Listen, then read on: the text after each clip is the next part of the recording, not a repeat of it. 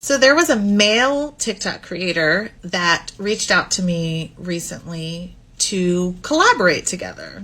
So I went onto his profile and I watched his videos, and honestly, to me, he came very much across as a woman hater.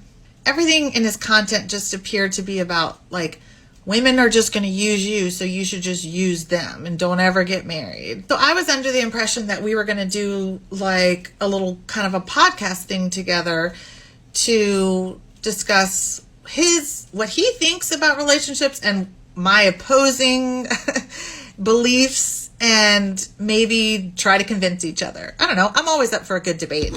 So he lives out of state, but he has family here in Charlotte. So he reached out to me and said, I'm actually going to be in town this week. Is there a time that we can get together, maybe meet for dinner, and we'll talk about our collaboration? So I meet him for dinner, and I start talking about business at dinner, and he's like, no, let's just relax a little bit. And he wants to talk about personal things. He brings up that I have talked about sex on here as an educator, and starts asking me very personal questions about my sex life.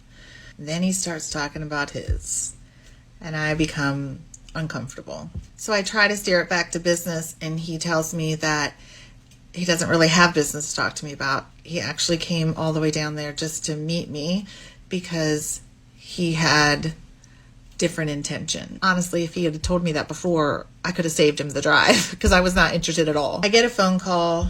I pretend it's an emergency and I tell him I have to leave.